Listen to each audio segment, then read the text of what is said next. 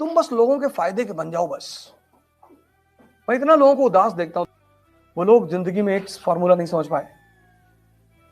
अपनी यूटिलिटी बनाओ, every day, every second, every hour. कौन गाली दे रहा है, कौन तारीफ कर रहा है, कौन खाने बुला रहा है, मतलब ही नहीं। तुम्हारी प्रॉब्लम क्या है कि जब तुम्हें लोग गाली देते हैं उस पर तो तुम अटेंशन देते हो, तुम्हें लोग जब एंटरटेन करते हैं तुम उस पर भी अटेंशन देते हो। जब तुम तैयारी करने लगे, खूब सीरियसली आईएएस की तैयारी करने लगे, तुम्हें मजा आने लगा पढ़ाई में खूब, पड़ोस के लड़के को नहीं आ रहा है, अरे यार ये तो भर में बहुत पढ़ रहा है। बोले तब, बोले बताते रुको, बोले वर्मा, बोले हाँ गोवा चलोगे?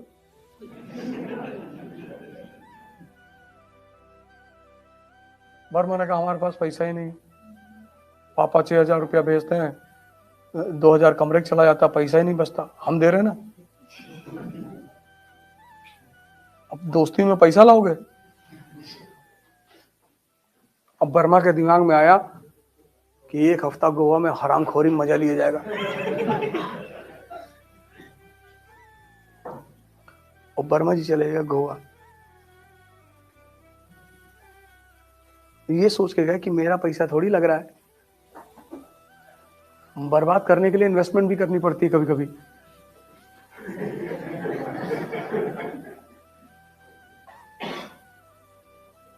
अपना टाइम किसी को मत दो, पैसा दे दो, अकेले बैठे रहो, अकेले। नहीं पढ़ने मन कर रहा है, 10-15 किलोमीटर पैदल चले आओ। अपना टाइम किसी को मत दो, अपना दिमाग किसी को मत दो। सब राजा नहीं बन सकते, क्योंकि राजा एक अलग चीज है, इसलिए उसको बंगला भी तो उसी तरह मिलता है। क्लर्क लोग कॉलोनी में रहते हैं, राजा बंगले में रहता है, टीएम बंगला। 10 एकड़ में डीएम बंगला, अंदर टेनिस कोर्ट है, बैडमिंटन कोर्ट है, स्विमिंग पूल है, अपने शहर के गोल्फ क्लब का मेंबर है वो।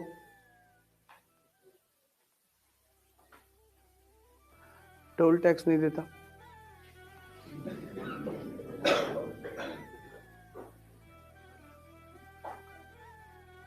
एयरपोर्ट पे जाओगे ना जब फॉरेन कंट्री, तुमको लाइन में नहीं खड़ा होना है कि भैया दुबई जा रहे, तुम्हारी ब्यूरोक्रेसी की अलग लाइन होगी, अलग लाइन ही नहीं होती। एयर होस्टेस आएगी, सर प्लीज,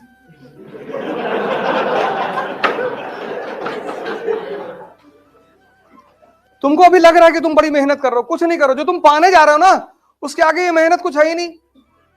और कौन सी मेहनत कर रहे हो, हिस्ट्री समझ रहे हो, इसमें कौन सी मेहनत है? मेहनत है हल चलाना खेत में, पढ़ना मेहनत नहीं है। मेहनत है मार्च और अप्रैल में गेहूं काटना, मेहनत है दिसंबर की ठंडक में गन्ने के खेत में पानी लगाना।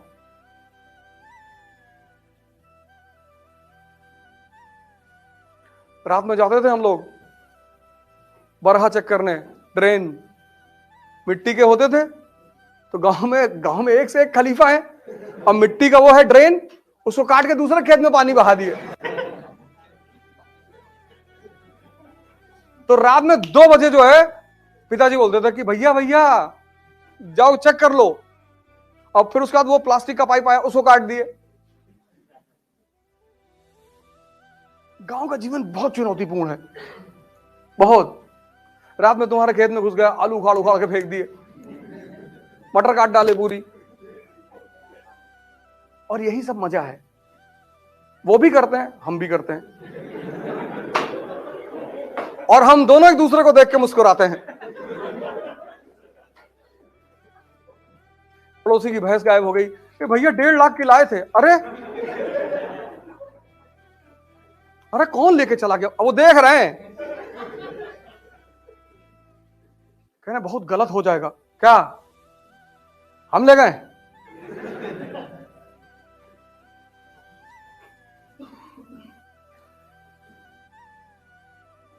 तुम भी तो हम सागौन का पेड़ लगाए थे, सब उखाड़ के फेंक दिए।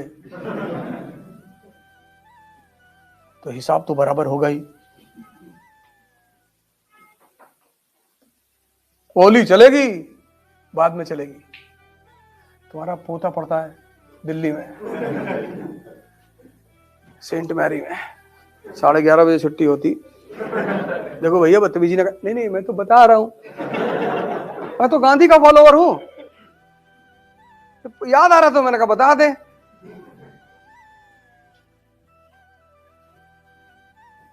हमें कौन सा आईएएस देना है कि कैरेक्टर सर्टिफिकेट लगेगा। अब एक ही डर तो खत्म हो गया, कैरेक्टर सर्टिफिकेट।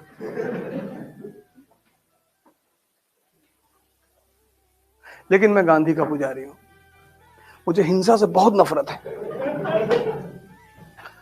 कोई मर जाए तो वो अलग बात है। हम तो मच्छर टहलते रहते, तुमसे कहते कि भैया चले आओ, देखो हमको काटो नहीं, हम मार नहीं पाएंगे तुमको। ऐसे जीवन जिया करो। पर अगर तुम्हारे घर को लोग घेर लें तो छत पर पोजीशन ले लो, मार डालो बस 20 40 50 लोगों को। Self defence. हमें कुल्हाड़ी लेके तुम्हारे घर पे भागे जा रहे हैं और तुम ढोल बजाओगे सारनाथ मंदिर की तरह। से महमूद जब सारनाथ मंदिर की तरफ जा रहा था तो वहां के लोग ढोल बजा रहे थे, वह प्रकट कृपाला दीन दयाला, जाके लूट लिया। अगर सब पोजीशन ले लिए होते खटाखट खटाखट। जो कहना है वो करना नहीं है, और जो करना है सिंपल। किसी से मत बताना कि मैं आईएएस की तैयारी करूं, बताना ही मत। कोचिंग कहाँ जाते हो? वो एक लड़की आती है इसलिए जिंदगी में कभी तुम ये मत दिखाना कि तुम बहुत सीरियस हो। सब तुम्हारे पीछे पड़ जाएंगे ना, रिश्तेदार, रिलेटिव, नेबर, सब।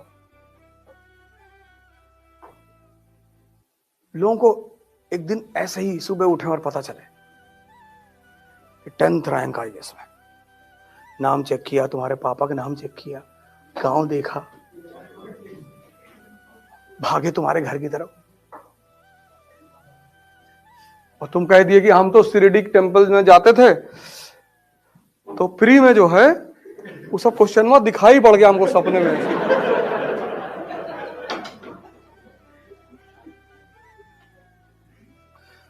युद्ध की सबसे बड़ी बात यह है कि तुम डिस्क्लोज मत करो कि तुम क्या कर रहे हो, तभी जीतोगे। अगर युद्ध में तुम नजर में रहोगे सबकी तो मार दिए जाओगे। हिंदुस्तान के राजा क्यों मारे जाते? ये हाथी बैठ के लड़ते थे।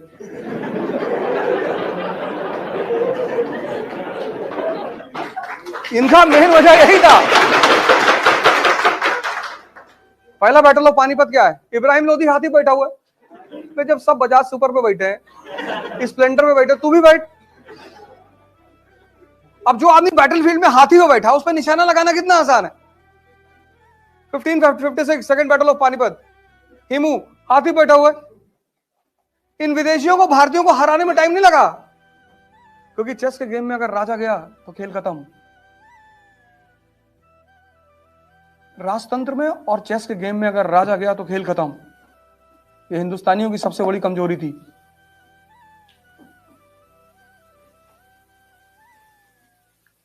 हिडन करके रखो अपने आप को, हिडन। पागल बन के रहो, पागल। उल्टा करके अखबार पढ़ो कि लोग समझ लें कि पूरा पागल है, इससे तो कुछ हो ही नहीं पाएगा। तुम थोड़ी सी इज्जत पाने के चक्कर में, थोड़ी सी, बहुत थोड़ी सी, और सिर्फ थोड़ी सी इज्जत पाने के चक्कर में नहीं कि लोग मुझे गाली ना दें, इसलिए तुम बता देते हो कि मैं आईएएस की तैयारी। देने दो गाली, देने दो। तो जो लोग तुम्हें गाली दे रहे हैं ना, जिस दिन तुम्हारा सिलेक्शन हो जाएगा, पहले लोग होंगे तुम्हारे घर भाग के आएंगे रोते हुए कि भैया ये खुशी के आंसू है, अब पता है। और तब तुम अपना हिसाब करना कि तुम्हारी शक्ल है ना कुत्ते की तरह। कहेंगे हाँ अम्मा भी यही कहती है। ये देखो, ये लेकिन ये जो पहला दौर था उनका, बहुत टर्निंग पॉइंट है केस कहानी का। अब यहां पे अटेंशन दे दो। पहली बात आज तुमने क्या सीखा? ठीक है, मैं आता हूं तुम्हारे क्वेश्चन पे। पहली बात यह सीखा कि भारत सोने की चिड़िया, ये सीखा क्यों सोने की चिड़िया, और उस सोने की चिड़िया की वजह से भारत विदेशी आक्रमणों का सामना करता रहा। लेकिन 15th सेंचुरी तक ये जो आक्रमणकारी थे ये मेनली कहां से थे? सेंट्रल एशिया से। 15th सेंचुरी में एक नया एस्पिरेंट आया, यूरोपियन, और आरंभ से ट्रेड एंड कॉमर्स के साथ साथ इनका इरादा था टेरिटोरियल कॉन्क्वेस्ट का। एग्जाम्पल, ये 3 एग्जाम्पल। लेकिन Mughals were powerful, the central authority was powerful in India, तो वो अपने उस दूसरे गोल को पूरा नहीं कर पा रहे थे। तो शांति से बैठो ना, यहां से सीखो कि जब तुम शक्ति में नहीं हो तो शांति से बैठो, शक्ति इकट्ठा करो।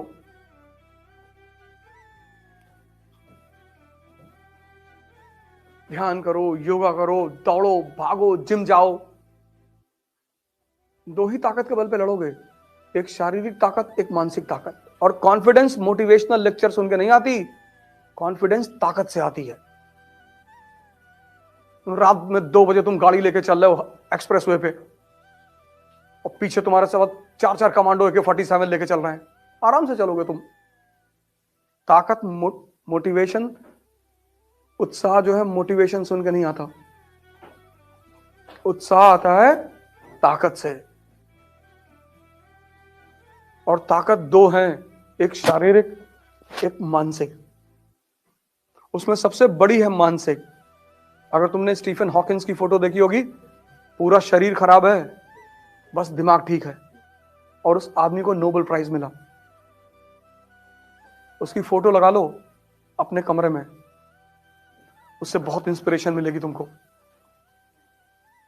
3-4 लोगों की फोटो लगाओ, एक अंबेडकर की फोटो लगाओ, गांधी की लगाओ, लिंकन की लगाओ, अंबेडकर की तो जरूर लगाओ, भगत सिंह की लगाओ, विवेकानंद लगाओ।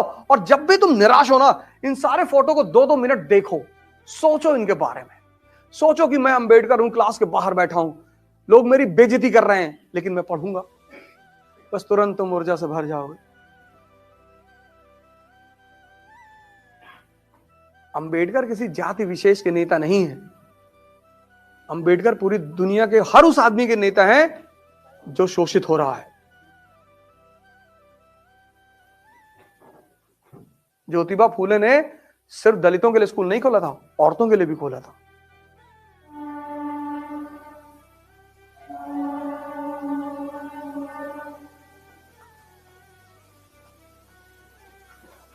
ये आदमी फेल है, आधी जिंदगी फेल, 40 साल की उम्र तक फेल, और आधी जिंदगी बाद ये उभर कर ये आदमी सामने आता है। अकेले उस आदमी ने पूरे पश्चिम को हिला दिया, अकेले। कलाम की फोटो लगा लो, पेपर बेचते बेचते प्रेसिडेंट बन गया।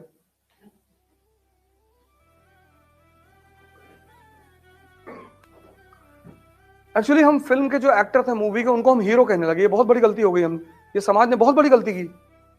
वो एक्टर हैं, ठीक है, उनकी तारीफ होनी चाहिए, एक्टिंग इज एन आर्ट। अभी मैं आपको बुलाऊं कि मंच पर आओ, रो के दिखाओ, तो आप हंसने लगोगे। कला का सम्मान होना चाहिए ना, तो एक्टरों का सम्मान होना चाहिए, लेकिन वो हीरो नहीं है।